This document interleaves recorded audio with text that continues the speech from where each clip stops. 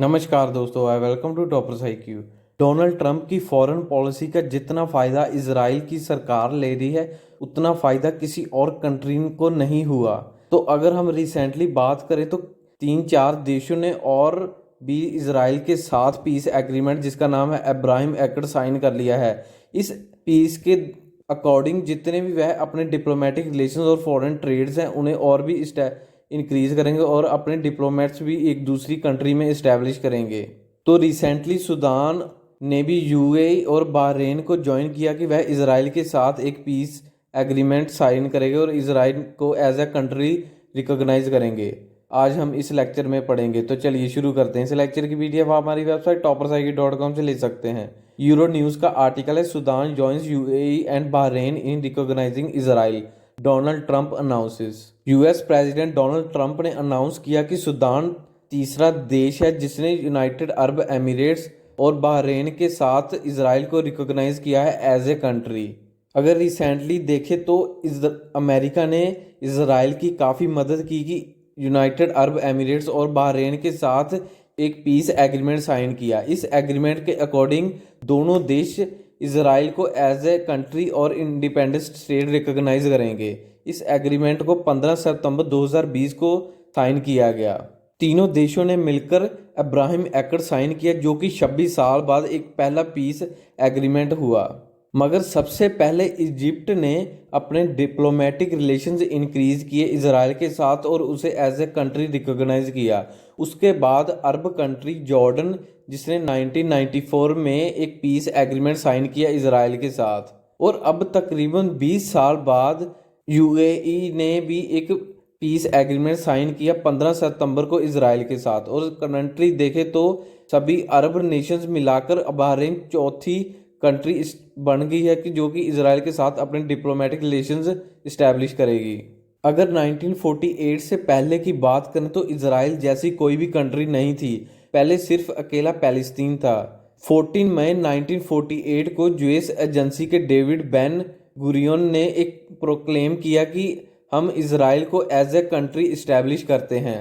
After जब Israel की independence के बाद डेविड बेन गुरियन इजराइल के पहले प्राइम मिनिस्टर बने और इजराइल को एज ए कंट्री घोषित करने के लिए अमेरिका का बहुत बड़ा हाथ है, जो कि 33rd US प्रेसिडेंट थे हैरी एस ट्रूमन। उन्होंने इसी दिन ही इजराइल को एज ए कंट्री रिकॉग्नाइज किया।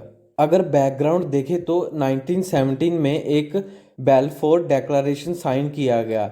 इस डेक्लेरेशन के अकॉर्डिंग जो पैलेस्तीन है वह एक जीविश नेशनल होमलैंड है, कि जो जेविश हैं उनका जो होमलैंड है वो वही है। मगर 1917 से लेके 20-30 सालों बाद पैलेस्तीन में काफ़ी इंडिपेंडेंस की मांग होने लगी इजराइल की।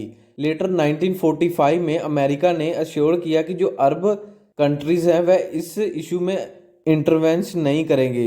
अगर वह इंटरफेयर करेंगे तो ज्यूज़ की मदद की परमिशन के बगैर वह इस डेक्लेरेशन को घोषित नहीं करेंगे। मगर जब यूनाइटेड नेशंस का फॉर्मेशन हुआ उसके बाद वहाँ पर एक रिजोल्यूशन पास किया गया कि जो पैलेस्टीन है मैंडेट अर्लियर जो यूनाइटेड किंगडम के अंडर है उसे ज्यूइश स्टेट और अरब स्टेट में डिवाइड किया गया और इस रिजोल्यूशन को पार्टीशन रिजोल्यूशन कहा गया। और 1948 आते आते इजराइल एज ए कंट्री उभर कर सभी के सामने आया। तो अगर हम इजराइल की बात करें तो मिडल ईस्टर्न कंट्री में से सबसे मोस्ट एडवांस इकोनॉमी है। अगर world global competitive report of the world economic forum में देखें तो इजराइल 16th रैंक पर है और ease of doing business index में 54th रैंक पर है इजराइल, जिसे वर्ल्ड बैंक पब्लिश करती है, और 5th रैंक हासिल किया है इन दी हाई स्किल्ड एम्प्लॉयमेंट्स में। और इजराइल ने डिफेंस और एग्रीकल्चर सेक्टर में बहुत डेवलपमेंट की है। इजराइल दुनिया का सेकेंड लार्जेस्ट स्टार्टअप कंपनीज का हब है और वन ऑफ द सबसे लोएस्ट एक्सटर्नल डेब्ट कंट्री है अगर दुनिया की सभी कंट्रीज में उसे कंपेयर करें तो। और इंडिया और इजराइल के रिलेशन देखें तो जब Israel as a independent country घोषित हुआ तो इंडिया ने उसी समय इजराइल के साथ अपने डिप्लोमेटिक रिलेशंस इंक्रीज किए। और आज भी इंडिया इजराइल से काफ़ी डिफेंस डील करता है, जैसे आर्म्स को लेकर, वेपन्स और गन्स को लेकर भी। तो इसराइल के लिए यह बहुत बढ़िया समय है कि जो अमेरिका की फॉरेन पॉलिसी है उसका बहुत ही बढ़िया इस्तेमाल कर रही है और उसका यूज़ कर रही है। सो ये है एंड इस वीडियो का। चैनल को सब्सक्राइब और लाइक करना मत भूलिएगा। धन्यवाद।